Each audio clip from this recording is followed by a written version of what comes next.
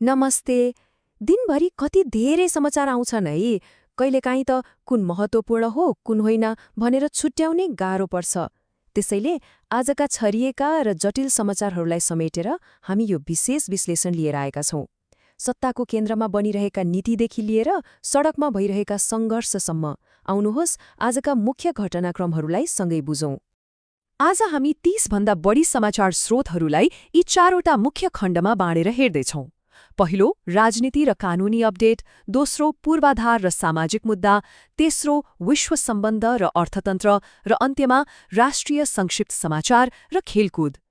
सुरु गरौँ हाम्रो पहिलो खण्डबाट, राजनीति र कानूनी अपडेट। आज कानून र नीति निर्माणको तहमा के कस्ता गम्भीर हलचल भए त? यहाँ एउटा रोचक र गम्भीर कानूनी विषय छ। एकातिर हेर्नुहोस् त, संवैधानिक परिषदले परम्पराभन्दा फरक रूपमा सर्वोच्च अदालतका चौथो वरियताका न्यायाधीश डाक्टर मनोज कुमार शर्मालाई प्रधान न्यायाधीशमा सिफारिस गर्ने अनपेक्षित निर्णय गरेको छ। यो आफैमा निकै ठूलो कदम हो। तर कुरा यतिमै सकिँदैन। नेपाल बार एसोसिएसनले यसलाई अध्यादेश मार्फत गरिएको असंवैधानिक कार्य भन्दै कडा विरोध जनाएको छ। यो सिफारिस नै बदर गर्नुपर्छ भनेर सर्वोच्चमा रिट समेत पुगिसकेको छ। न्यायपालिका र कार्यपालिका बीचको यो बढ्दो टकरावले आगामी दिनमा कस्तो मोड लिने हो त्यो निकै चासोको विषय बनेको छ। अब विश्वविद्यालयतिर लागौं। यहाँहरूलाई थाहै छ, हाम्रा विश्वविद्यालयहरूमा राजनीतिकरणको गुनासो सधैँ आउँछ।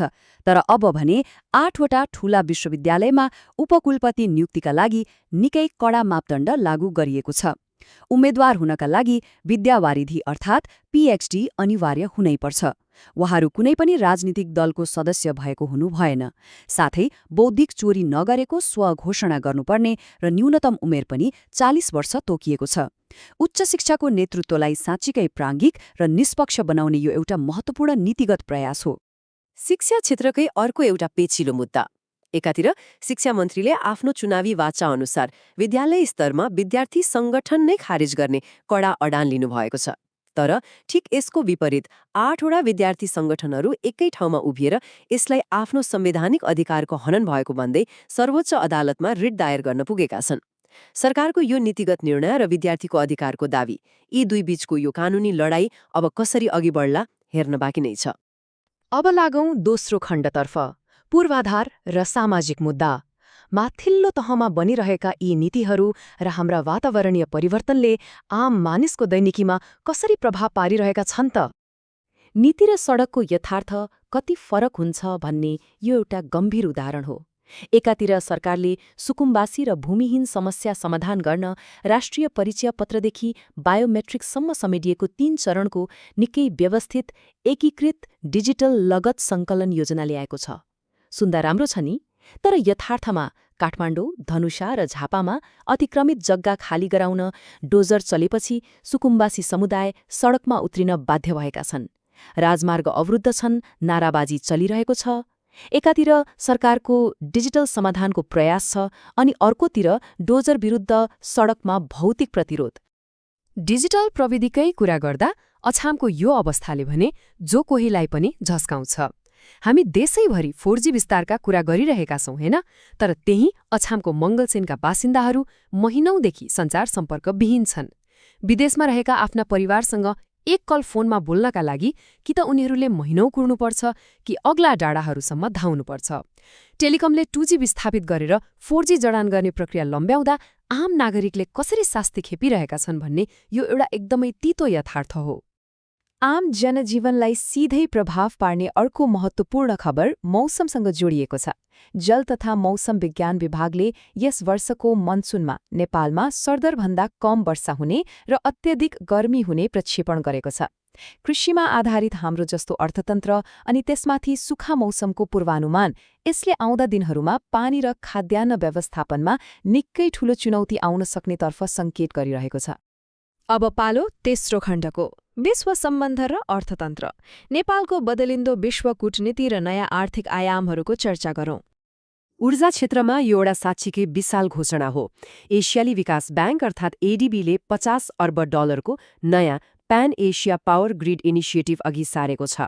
सूची हेर्नुहोस् त, सन् 2035 सम्ममा 22,000 किलोमिटर प्रसारण लाइन मार्फत 20,000 मेगावाट नवीकरणीय ऊर्जा जोड्ने लक्ष्य छ।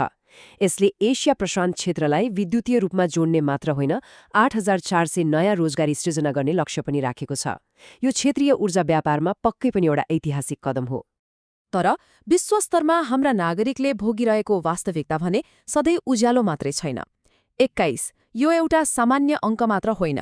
यो ती 21 जना नेपालीहरूको संख्या हो जो कम्बोडियामा अवैध रूपमा पुगेर अलपत्र परेका छन् र स्वदेश फर्काउन दूतावासको सम्पर्कमा आएका छन्। अझ दूतावासकै तथ्याङ्क हेर्ने हो भने त अन्य 27 जना नेपालीहरू विभिन्न अभियोगमा त्यहाँका जेलमै छन्। मानव तस्करको जालोमा परेर लाखौं रकम बुझाए विदेशी नै युवाहरूको यो अँध्यारो बाटोले हाम्रो रोजगारीको यथार्थलाई फेरि एकपटक छर्लङ्ग पारेको छ। कूटनीतिक मोर्चामा पनि एउटा अनपेक्षित घटनाक्रम विकसित भएको छ। भारतीय विदेश सचिव विक्रम मिश्रीको तय भइसकेको काठमाडौँ भ्रमण 81 स्थगित भएको छ। स्रोतहरूका अनुसार यसको मुख्य कारण चाहिँ प्रधानमन्त्री बालेन्द्र शाहले भेटघाटका लागि समय नदिनु वा अनिच्छा देखाउनु हो भनिएको छ। नयाँ सरकारका प्राथमिकताहरू फेरिएको र सीमा जस्ता विषय थाँती रहेको बेला यसरी उच्चस्तरीय भेटघाट स्थगित हुनुले दुई देशबीचको कूटनीतिक समीकरणमा केही परिवर्तन आउन लागेको हो कि भन्ने सङ्केत गर्छ। अब अन्तिम खण्ड राष्ट्रिय संक्षिप्त समाचार र खेलकुद। केही महत्त्वपूर्ण प्रशासनिक कदम र खेलकुदका रोमाञ्चक अपडेटहरू हेरौं। सुरु गरौं एउटा निकै उत्साहजनक तथ्याङ्कबाट। 492 यस वसन्त ऋतुमा सगरमाथा आरोहणका लागि अनुमति लिने विदेशी आरोहीहरूको यो हालसम्मकै उच्च संख्या हो। गत वर्षको 478 को रेकर्ड तोड्दै यस वर्ष नयाँ इतिहास बनेको छ। अझ रमाइलो कुरा त के छ भने यसबाट मात्रै देशले करिब 1,07 करोड रुपैयाँ राजस्व सङ्कलन गरेको छ। यो हाम्रो पर्यटन क्षेत्र र राष्ट्रिय गर्वका लागि साँच्चीकै विशाल उपलब्धि हो। खेलकुदको मैदानबाट पनि आज निकै राम्रा खबरहरू आएका छन्। एक दिवसीय अभ्यास खेलमा नेपाल एले अमेरिकालाई 3 विकेटले हराएको छ। त्यस्तै Nepali cricketer Lokesh bomb European क्रिकेटमा पुग्दै बेल्जियमको एन्टवर्प T20 लिगमा अनुबन्धित हुनुभएको छ। अनि यता देशभित्रै पर्यटन र साहसिक खेललाई बढावा दिन धरानमा अन्तर्राष्ट्रिय प्याराग्लाइडिङ प्रिमियर लिग सुरु भएको छ। यी उपलब्धिहरूले पक्कै पनि नेपाली खेलकुदको बढ्दो दायरालाई देखाउँछन्। अब भने प्रशासनिक सुशासनतर्फ चालिएका केही कडा कदमहरू। स्थानीय तहहरू अब निष्क्रिय संस्थाहरूप्रति निकै कठोर बन्न थालेका छन्। वीरगञ्ज महानगरपालिकाले लामो समयदेखि कुनै कारोबार नगरी सम्पर्कविहीन रहेका 88 वटा सहकारी संस्थाहरूलाई सिधै खारेजीको प्रक्रियामा अघि बढाएको छ। उता नेपाल रेडक्रस सोसाइटीमा देखिएको विवादका बीच सरकारी तवरबाट परेको चर्को दबावपछि तदर्थ समितिका अध्यक्षले पदबाट राजीनामा दिएका छन्। संस्थागत जवाबदेहिता खोज्ने प्रयासमा यी कदमहरू निकै महत्त्वपूर्ण छन्। आजका यी सबै जानकारीलाई एकै ठाउँमा राखेर हेर्दा एउटा गम्भीर प्रश्न उब्जिन्छ। राजनीतिक तहमा भइरहेका यी कडा नीतिगत परिवर्तनहरू, सडकमा बढिरहेको आन्दोलन अनि खडेरी पर्ने मनसुनको भविष्यवाणी, यी सबैले आगामी महिनाहरूमा हाम्रो देशको यथार्थलाई कसरी आकार देलान्? साँच्चै भन्ने हो भने यी घटनाक्रमहरू आजको समाचार मात्र होइनन्, हाम्रो भोलिको यथार्थ हुन्। आजका मुख्य समाचार स्रोतहरूको यो विश्लेषण यही सकिन्छ।